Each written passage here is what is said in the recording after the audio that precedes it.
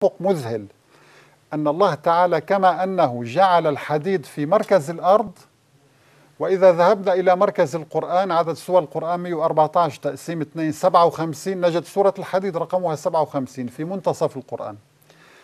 النحل، نحن نعلم أن الله جعل لكل مخلوق عدد من الصبغيات أو الكروموسومات.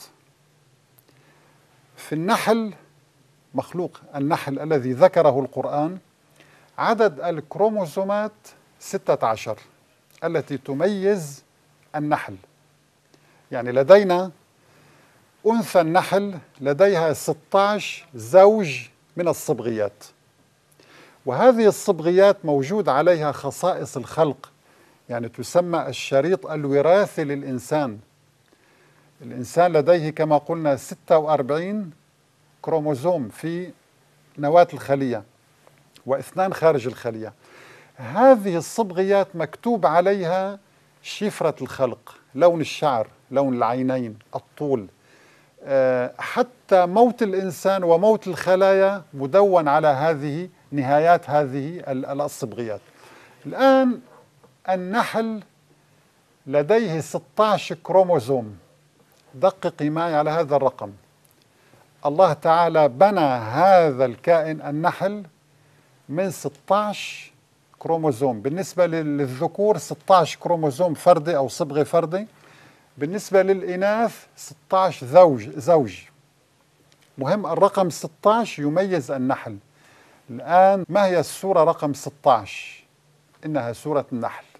سبحان الله، يعني التوافق مذهل أن الله تعالى كما أنه جعل الحديد في مركز الأرض، وإذا ذهبنا إلى مركز القرآن عدد سور القرآن 114 تقسيم 2 57 نجد سورة الحديد رقمها 57 في منتصف القرآن.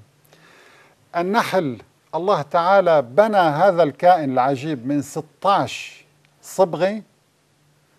نذهب إلى السورة رقم 16 نجدها سورة النحل في القرآن. الآن هناك كلمة النحل ذكرت مرة واحدة في القرآن فقط. وأوحى ربك إلى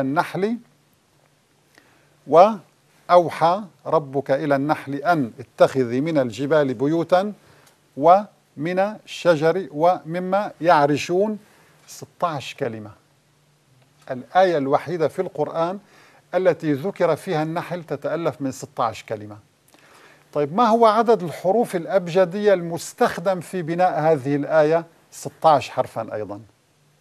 عدد الحروف ما عدا المكرر، يعني الحروف الألف الباء التاء، الحروف الألف بائية التي استخدمت لبناء هذه الآية 16 حرفا، نفس عدد الكروموزومات المستخدم في بناء النحل. سبحان الله، يعني كيف يمكن لإنسان ملحد أن يجرؤ ويدعي أن هذا القرآن كلام بشر؟ كيف يمكن أن يعتقد أن هذا الكلام يمكن لنا نحن البشر أن نأتي بمثله؟